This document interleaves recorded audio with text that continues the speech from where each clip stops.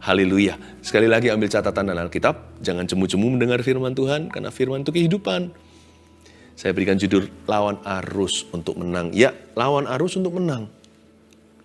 Nggak ada yang namanya kemenangan itu tiba-tiba atau kebetulan. Kemenangan itu harus disengaja. Karena kemenangan yang dari Tuhan itu sudah tersedia.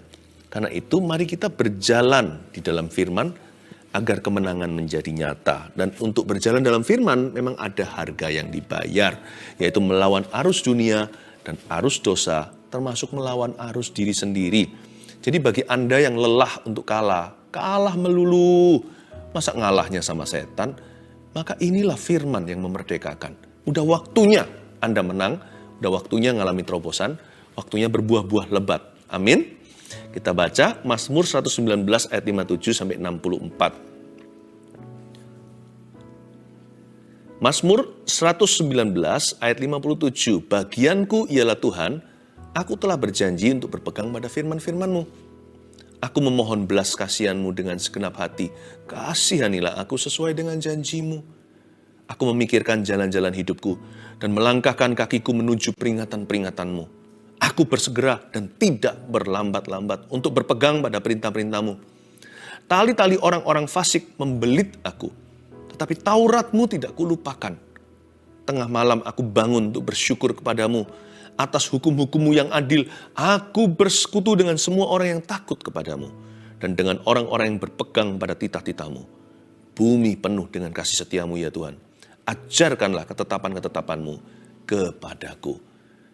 Di ayat-ayat ini diajarkan bahwa kita harus melawan arus untuk menang. Dimulai dari ayat 57, ini adalah suara hati orang yang puas jiwanya. Sebelum Anda dan saya bisa mengatakan ayat ini dari dalam jiwamu sendiri, bukan ikut-ikutan atau asal baca, Anda dan saya tidak akan pernah mengerti dan memahami apa itu kepuasan batin sesungguhnya. Hanya orang yang bisa berkata, bagianku ialah Tuhan. Orang demikianlah yang puas batinnya. My portion, porsiku adalah Yesus. Kasih-Mu cukup bagiku. Bagianku ialah Tuhan, ini powerful sekali. Karena memiliki Tuhan Yesus sama dengan memiliki segala-galanya. Saya jadi ingat Mazmur 23 ayat 1 itu boleh dikatakan partner ayat ini. Kan di sini ditulis bagianku ialah Tuhan. Mazmur 23 ayat 1, Mazmur yang ternama itu, Tuhan adalah gembalaku, takkan kekurangan aku. Kalau punya Tuhan Yesus itu punya segala sesuatu, sekalipun kita tidak memiliki segalanya. Sekalipun uang kita pas-pasan, teman juga nggak banyak, hidup ada masalah. Tapi kalau ikut Tuhan itu, selalu klop pada akhirnya. Kalau Tuhan adalah gembala kita tidak akan kekurangan apa-apa, bukan berarti kita tidak punya keperluan. Apalagi keinginan, kita semua punya kebutuhan. Tapi kalau ikut sama Tuhan itu ya selalu klop lah. Pokoknya at the end of the day, kasih Yesus selalu cukup bagi kita. Dan Tuhan tidak pernah meninggalkan. Kurang apa lagi? Bagianku ialah Tuhan. Kalau Tuhan bagian kita tidak akan iri sama siapa. Kalau Tuhan adalah bagian kita, jiwa kita akan puas. Kalau Tuhan ada di pihak kita, sekalipun sekarang masih punya masalah, pasti ada jalan keluarnya. Minimal Tuhan punya rencana memberi kita rancangan damai sejahtera. Bagianku ialah Tuhan. Sama Tuhan klop itu maksudnya gini. Kalau kita punya hidup itu seperti ini, defisitnya segitu, nanti diklopkan sama Tuhan Yesus. Jadi nggak pernah lebih, nggak pernah kurang. Sama Tuhan itu selalu cukup. Jadi kita nggak perlu iri sama orang yang punya lebih. Ya kan? Tuhan selalu klopkan di akhir hari.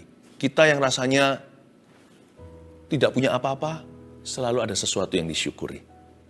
Hari ini kita happy, nanti bisa pas sekali dalam rencana Tuhan.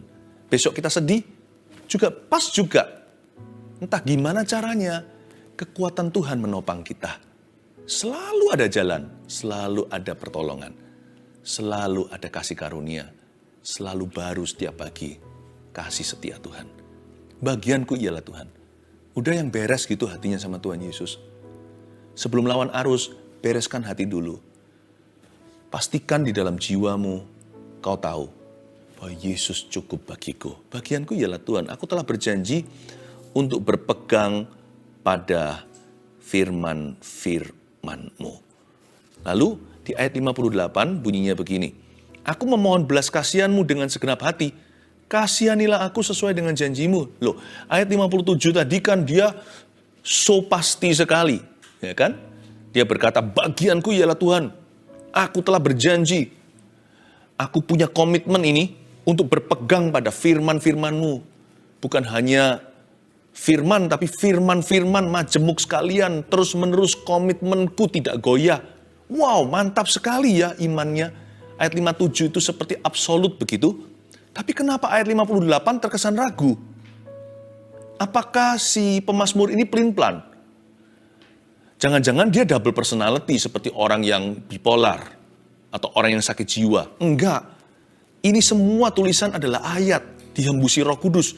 Berarti saling melengkapi. Saya ulangi, ayat 57 kan dia mantap betul. Dia berkata, bagianku ialah Tuhan. Udah, prioritasku jelas. Tuhan nomor satu, dia yang pertama, dia yang terutama, dia segalanya. Pokoknya di ujung hidupku dan setiap hari kesusahan sehari untuk sehari, selalu di akhir hari, hidupku itu selalu klop, surplus defisitnya. Pokoknya I'm fine dalam rencana Allah. Tapi ayat 58 kok tiba-tiba dia berubah dan berkata, aku memohon belas kasihan-Mu, have mercy on me. Aku memohon belas kasihan Tuhan dengan segenap hati. Kasihanilah aku sesuai dengan janji-Mu. Semantap-mantap manusia, pasti ada bolong dan lubangnya. Ayat 58 itu realistic view. Atau cara pandangnya yang sangat realistis tentang dirinya. Dia tahu bahwa 100%-nya nggak cukup. Sekalipun dia bulat sama Tuhan. Pemazmur juga yang berkata, beriku hati yang bulat tidak terbagi-bagi, tidak terbelah, untuk takut akan nama-Mu.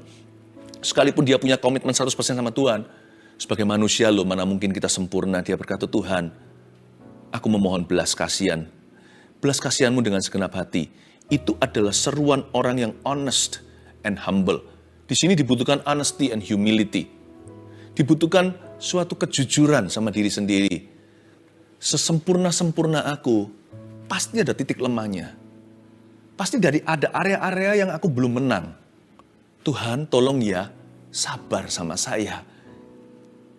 Dia memberikan dirinya sendiri sebuah ruang untuk belajar dari kesalahan. Give yourself a room for learning mistakes. Tuhan tidak pernah hakimi kita. Karena Tuhan tahu kita itu punya shortcoming. Kita itu punya kekurangan. Karena itu selalu ngomong sama diri sendiri begini, Tuhan aku mau belajar. Selama aku gak sengaja untuk melukai hatimu atau aku memang cari perkara sama sorga, alias pemberontakan, rebellion itu, aku gak berani berontak Tuhan. Bukan berarti aku garansi gak pernah jatuh. Atau gak pernah salah lagi, gak pernah berdosa. Enggak. Tapi dalam doanya dia berkata, semantap-mantap komitmenku dengan Tuhan. Tuhan, please sabar ya sama saya. Ya Tuhan, ini adalah sebuah sense of inability and dependency. Atau sebuah kesadaran bahwa dia tidak sempurna. Sebuah sense of inability. Sebuah kesan bahwa dia tidak mampu. Sebuah sifat yang bergantung penuh. Tuhan, sehebat-hebat aku, semecur-mecur, sedewasa aku secara rohani, aku tahu aku masih hidup dalam darah dan daging. Aku masih punya kedagingan. Andai kata aku sudah lulus atau wisuda, tentunya sekarang aku sudah mati. Atau Tuhan sudah datang. Tuhan, inilah doaku sejujur-jujurnya dengan rendah hati. I am not able to protect myself. Aku tidak mampu tanpa Engkau Tuhan. Aku tidak sanggup Tuhan. Ada banyak hal bahkan yang tidak aku sengaja dan sadari. Itu masih kurang dan salah bahkan di hadapan Tuhan. I depend on you. Aku bergantung padamu. Ayat 57 dia mantap komitmennya. Ayat 58 dia rendah hati dan berkata, by the grace of God, dengan kasih karunia Allah, aku pasti sampai dengan aman di sebelah sana. Saya suka sekali Mazmur ini isinya adalah iman tapi juga pengharapan. Dia itu sangat realistis sekali dan berkata, Tuhan aku memohon belas kasihan. Have mercy on me ya. Tolong pada saat aku salah, Tuhan tegur aku, jangan biarkan aku ya. Sehati-hati aku pasti pernah kilaf dan akan lagi. Tolong bantu aku, jagai aku, protect me seperti biji matamu. I love this. Lawan arus itu bukan dengan positive thinking atau bukan determination atau dengan willpower atau bukan dengan kekuatan kemauan kita. Lawan arus itu dimulai dengan sebuah doa yang humble dan rendah hati berkata, Tuhan, jika arusku mulai goyang, aku berbalik arah. Jangan sampai aku berbalik total ke situ. Waktu sedikit miring berapa derajat. Have mercy on me dan ingatkan aku. Ini orang, dia lawan arus dengan anugerah Allah. Doa demikian.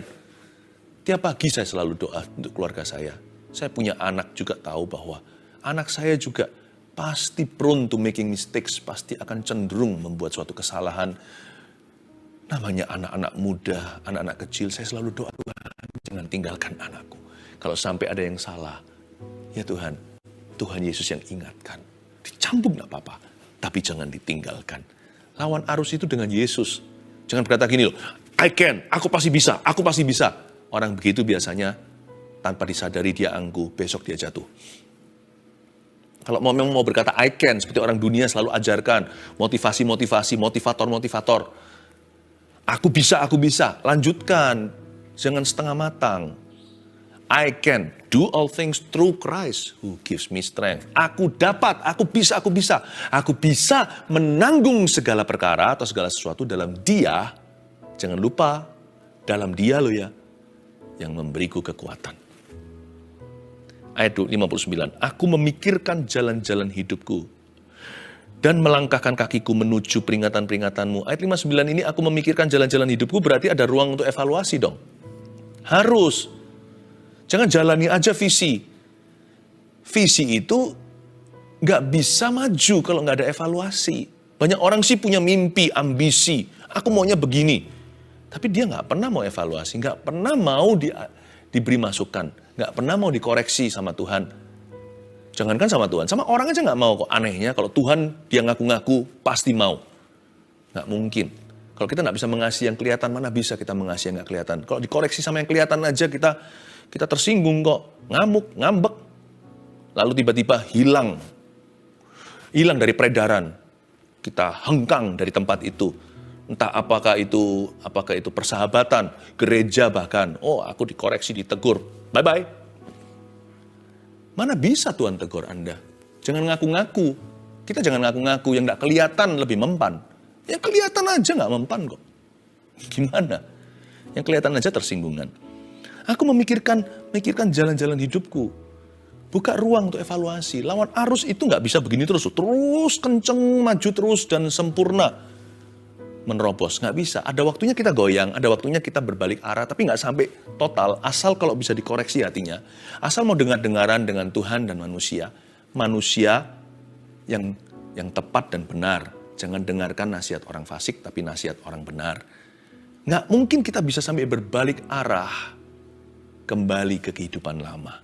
Tidak mungkin Tuhan izinkan kalau kita memikir-mikirkan jalan-jalan kita. Kalau kita pikirkan jalan hidup kita, segala sesuatu nggak akan sampai fatal, nggak sampai berabe begitu. Ayat ini mengajarkan kita juga punya hubungan dengan firman atau dengan Alkitab di tangan. Aku memikirkan jalan-jalan hidupku itu diajari sama Tuhan untuk to study the Bible.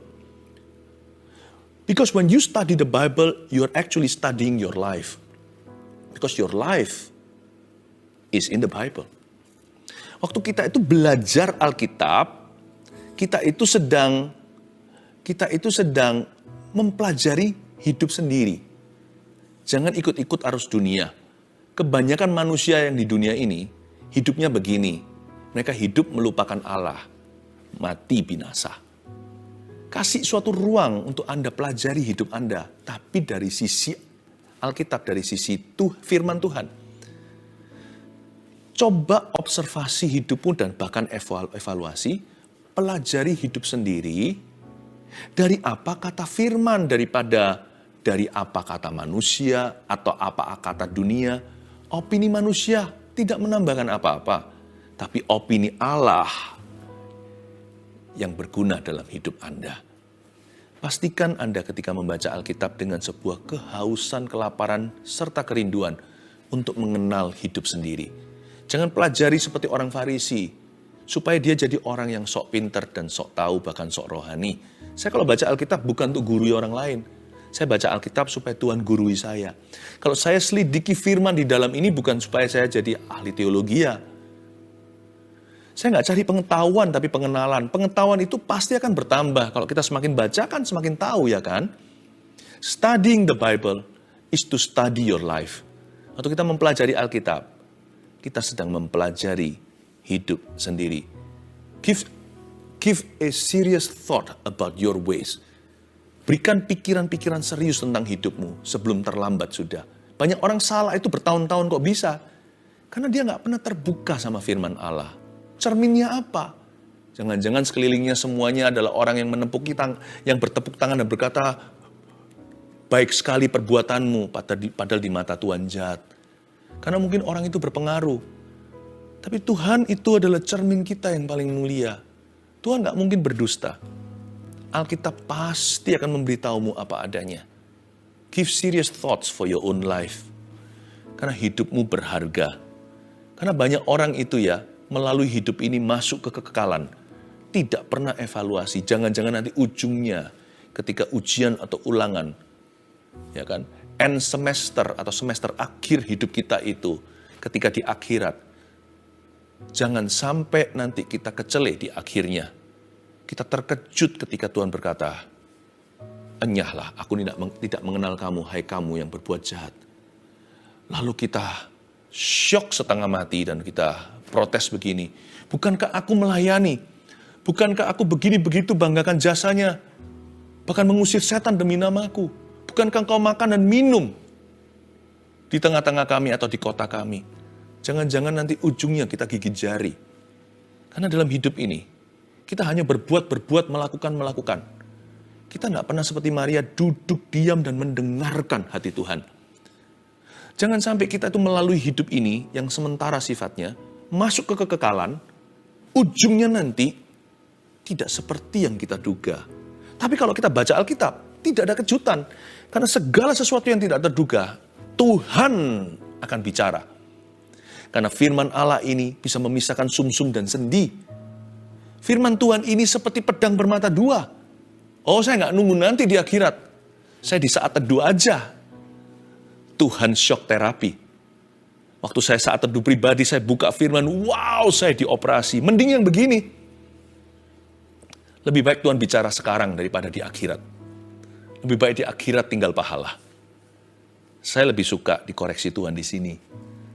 Karena waktu saya dikoreksi di sini berarti Tuhan cinta. Berarti saya bukan anak-anak gampang. Ya, ayat yang ke-60. Aku bersegera dan tidak berlambat-lambat. Ini kuncinya. Untuk berpegang pada perintah-perintahmu. I love this. Saya ulang lagi. Aku bersegera dan tidak berlambat-lambat. Untuk berpegang pada perintah-perintahmu. Lawan arus untuk menang nomor 1, lekas bertobat dan lekas taat. Tolong dicatat. Kata aku bersegera dan tidak berlambat-lambat. Untuk apa sih? Kebanyakan orang kan bersegera dan tidak berlambat-lambat untuk berdosa. Banyak orang yang kakinya cepat masuk ke dalam kesalahan. Ada juga orang yang ceroboh mulut. Aduh, ya, seperti kebobolan. Kalimat-kalimat yang kita sesali nanti. Mungkin kita mengucapkan sesuatu kepada orang yang kita cinta dan tidak mungkin ditarik kembali karena sudah masuk memori dan sangat melukai hatinya. Banyak orang itu cepat lidah dan juga lekas dosa. Tapi ayat 60 ini, dia mengajarkan dirinya sendiri sebuah disiplin yang tinggi. Dia tahu bahwa ini satu-satunya jalan untuk melawan arus diri sendiri. Aku bersegera dan tidak berlambat-lambat. Hatiku harus lebih cepat dari pikiranku. Bukan berarti orang Kristen gak pernah mikir. Ada hal tertentu yang harus dipikirkan matang-matang seperti membuat keputusan. Tapi ada hal tertentu yang gak usah mikir lagi kalau sudah jadi komitmen yang jelas dalam hidup ini. Kalau kita mau suci kudus, lari gak usah mikir lagi. Dosa mikir 7 kali 70 kali. Padahal hanya dosa sekali. Dan itu pun jangan loh ya, pada akhirnya jangan dituruti. Hawa nafsu itu jangan mau kita menurutinya. Ada hal tertentu gak usah mikir lagi. Kalau kita ditawari sesuatu yang gak halal, diajak untuk mencuri, berbohong, seperti Yusuf langsung lari. Peduli amat kalau mantelnya ketinggalan di tangan istri Potifar. Urusan nanti, pokoknya sekarang jangan berdosa dulu. Tapi ada hal tertentu memang perlu mikir. Anak Tuhan gak boleh terbolak-balik. Yang perlu mikir gak mikir. Yang gak usah dipikirin lagi masih dipikirin, masih dipertimbangkan. Seolah-olah Tuhan belum mati untuk dia. Bukankah Tuhan sudah mati bagi dosa kita? Berarti kita sudah dibeli. Kok masih mikir loh? Kok masih mikir ketika kita digoda atau dicobai? Dosa gak ya? Aku bersegera dan tidak berlambat-lambat. Untuk apa? Untuk berpegang pada perintah-perintahmu. Nomor 1, lawan arus itu lekas bertobat dan lekas taat. Jadikan ini sifat dasar hidupmu. 2 hal yang excellent in our spirit. 2 hal yang sangat luar biasa di dalam roh kita. Adalah sifat yang lekas bertobat dan lekas taat. Kalau bisa itu direct line. Ke Tuhan itu direct line. DM gitu. Direct message, direct line, nggak usah transit, nggak usah operator. Langsung kalau mau taat sama firman. Saya kasih penjelasan dari dari bahasa Ibrani-nya. Aku bersegera dan tidak berlambat-lambat. Lucu, tidak berlambat-lambat itu dalam bahasa Ibrani-nya diterjemahkan ke Inggrisnya begini. Aku bersegera dan tidak what. Tidak what? Kayak orang pura-pura linglung. Seperti orang yang pura-pura nggak tahu. Seorang yang nggak kerasa, kurang sensitif. What? Masa sih aku berzina? What? Itu bebal hati di depan Tuhan. Dalam bahasa Inggrisnya gini, aku bersegera dan tidak whatting. Ya, ini kata tidak berlambat-lambat ini adalah kata yang sama yang menjelaskan Lot yang berlamban-lamban keluar dari Sodom dan Gomora. The same Hebrew word. Kata Ibrani yang sama persis. Sebuah tindakan tidak bertindak, indecision, atau sebuah kondisi hati yang pelin-pelan ragu, nggak tegas. Seorang yang menahan sebuah tindakan yang benar. Dia mau salah juga nggak berani, dia mau benar nggak sepenuh hati. Rasanya kayak, saya suruh murtad juga nggak siap. Saya suruh taat juga, tapi aku juga mau ini. Mau yang ini salah, mau yang itu salah, mau pilih mana? Itu disebut whatting. Itulah Lot. Lot itu nggak jahat. Lot itu lambat. Sampai akhirnya harga mahal dia bayar. Istrinya mati. Anak-anaknya kayak gitu. Harusnya Lot tidak what dan berkata, sekarang ini bukan diskusi, ini bukan lagi negosiasi, ini bukan demokrasi. Papa sebagai kepala keluarga, sebagai kepala suami, ada waktunya boleh main perintah. Apalagi kalau sama daging sendiri, perintahkan, hai jiwaku pujilah Tuhan, jangan mengeluh. Lot harusnya berkata dengan tegas, sekarang cabut, nggak usah ringkas barang, nggak usah ambil di brankas berlian permata, nanti Tuhan gantikan. Pamanku itu loh. Dia itu diberkati, dia gak bawa apa-apa keluar dari tanah kelahirannya. Kita keluar dari Sodom Gomora, Tuhan pasti akan pelihara. Kita keluar sekarang. Kalau dia tarik istrinya dengan tegas. Seorang wanita kan, kalau sudah menikah kan dia mencari kepemimpinan suaminya. Kalau dia dipimpin sama sang suami kan dia pasti akan nurut. Lalu anak-anaknya pasti lihat papanya kan. Kalau papanya ragu, anaknya gimana? Kalau papanya bimbang, anak-anaknya pun akan memikirkan opsi-opsi yang bukan dari Tuhan. Ayo kita lari. Mungkin Lot hari ini masih punya istri. Tidak what. Kalimat yang sama itu. Makanya itu ayo kita cultivate. Mari kita pupuki. Kita pupuk sebuah sifat mulai hari ini. Kita latih. Dilatih terus di otot itu. Lama-lama kita jadi atlet di sana. Lekas bertobat dan lekas taat. Ayat 61, tali-tali orang-orang fasik membelit aku. Tetapi Tauratmu tidak kulupakan. Itu dia. Karena dosa itu dan daging itu sangat membelit ya. Kalau kita tidak segera dan kalau kita tidak tegas dan jelas, Tauratmu tidak kulupakan. Langsung acting upon the word. Langsung kita bertindak atas firman yang kita tahu. Jangan lupa dulu. Pasti belitan itu tidak akan melepaskan kita selama-lamanya. Dan karena itu kalau kita mau lawan arus, sudah gak usah mikir apa yang sudah jadi komitmen kita. Ayat yang ke-62, tengah malam aku bangun untuk bersyukur kepadamu atas hukum-Mu yang adil. Di ayat 62 ini aja ada 3 lipat lawan arus loh. Tengah malam. Orang tengah malam mestinya tidur, dia bangun. Lawan arus, mungkin pemazmur ini sedang dalam masalah besar sampai-sampai dia nggak bisa tidur pulas malamnya atau nggak bisa tidur sama sekali. Jadi tengah malam, dia nggak tanggung pilih jam yang paling rawan orang bawa depresi, stres. Dan juga yang paling subur dengan panic attack. Dia pakai itu melawan arus jiwanya yang sedang gelisah, gundah gulana. Mungkin ngalami tekanan, pencobaan. Mungkin dia ngalami godaan. Entah yang dia alami itu apa. Tapi pemazmur ini jelas-jelas di tengah-tengah masalah. Di tengah malam ketika semua orang panik, dia berdoa. Ini lawan arus orangnya. Disengaja. Mungkin dia punya logika anak kecil kali. Di tengah malam itu gak banyak saingan. Awan-awan langit-langit itu sepi doa umat Tuhan. Karena semua tertidur pulas. Saya sih suka sih doa tengah-tengah malam gitu. Apalagi waktu menyongsong kebangunan rohani. Ya gak tertulis di Alkitab. Tapi saya ada satu keyakinan.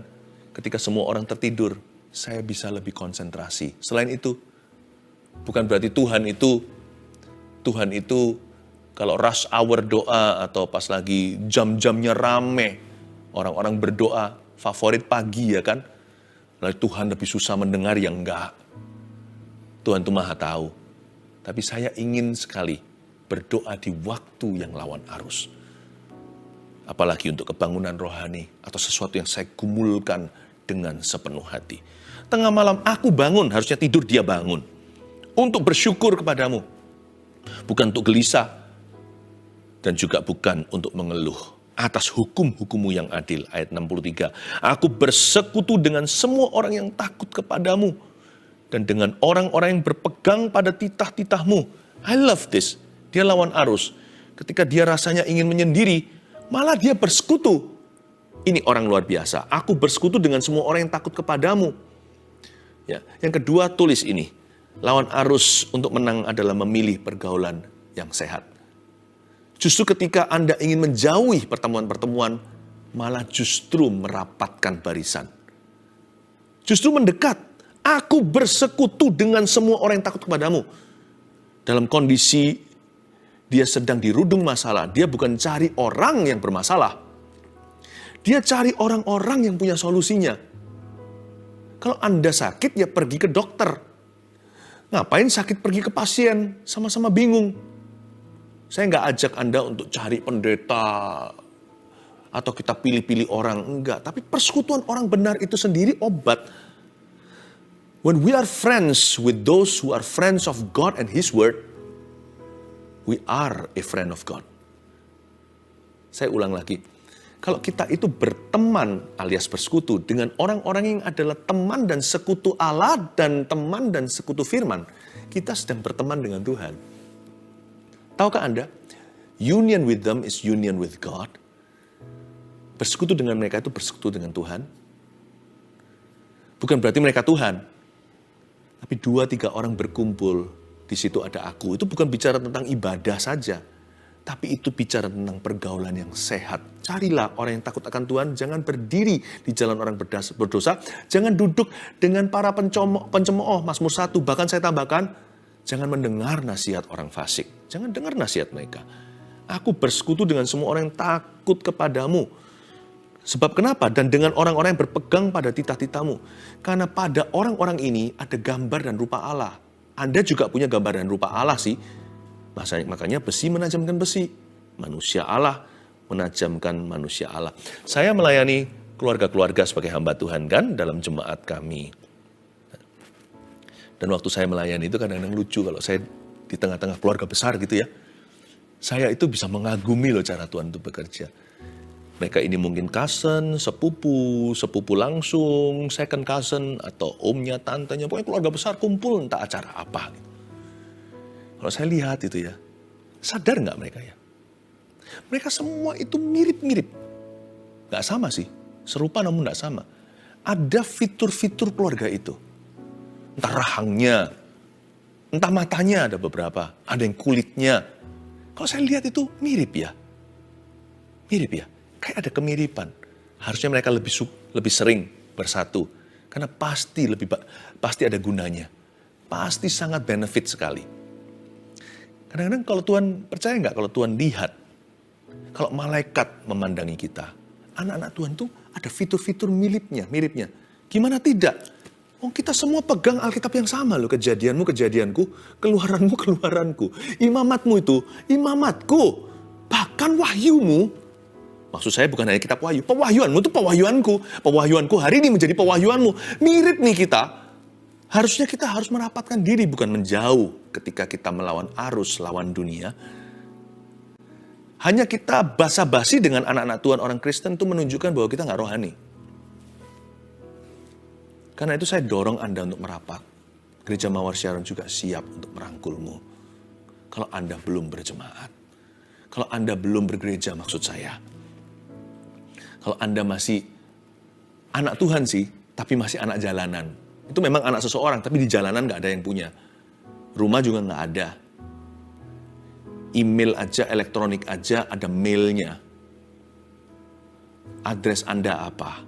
Sorga nggak pandang gereja, tapi di dunia ini ada banner-bannernya.